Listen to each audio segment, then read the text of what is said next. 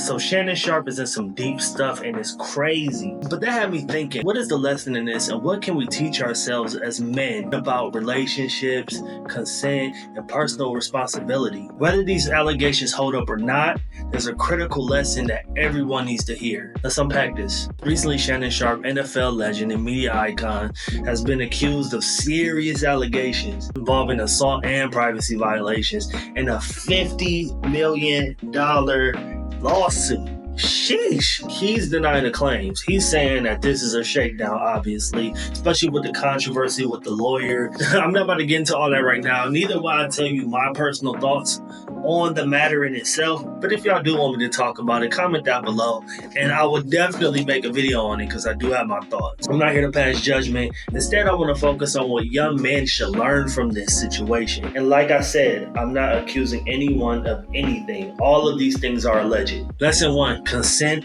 is never optional. Consent is never optional. It is never optional.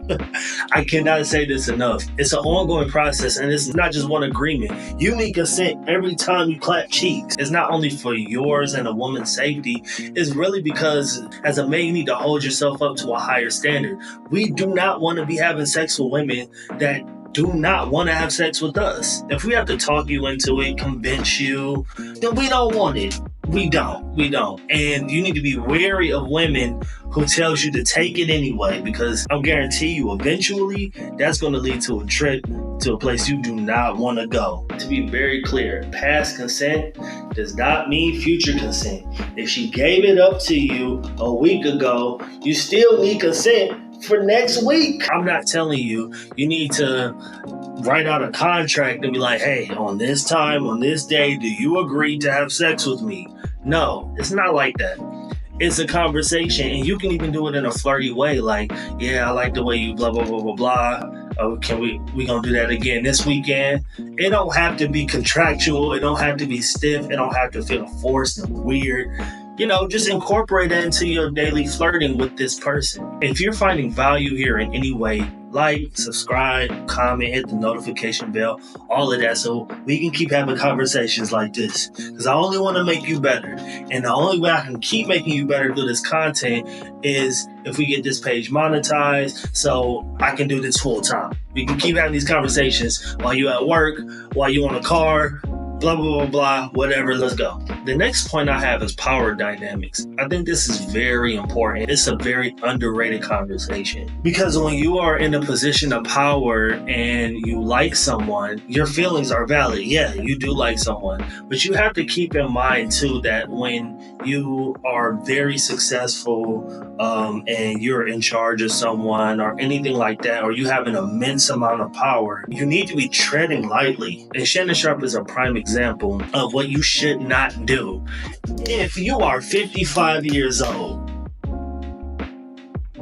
and you're famous and you have a lot of money, the last thing you need to be doing is messing with 22-year-olds. On average, if you were broke, if you weren't who you were not going to pull that 22-year-old.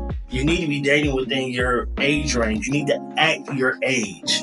I know in this manosphere world, it's hard for people to grasp that understanding, but come on now, at some point we have to be real with ourselves. We have to ensure that whatever relationship we in is based on mutual respect, not influence or power or anything like that. And the last thing I want to say is we need to stop letting this control this. There's no reason why Shannon Sharpe should be dealing with an OF model.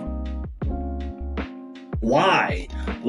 We need to stop being so horny and we need to start critically thinking about our actions before we do it. This right here is the cause of 99.999999999 of most of our problems. These allegations remind us that integrity, respect, transparency, and accountability are not optional. They're essential for healthy relationships and responsible living. Young men and old men, apparently, we got to commit to being better, having clear communication with who we're talking to, and have respectful partners. If today's conversation resonated with you in any way possible, please comment your thoughts down below. Remember to like, subscribe, hit that notification bell, share this video with your closest homies, and let's keep growing together. Until next time, keep it thoughtful, keep it respectful. It's your little big brother, signing out.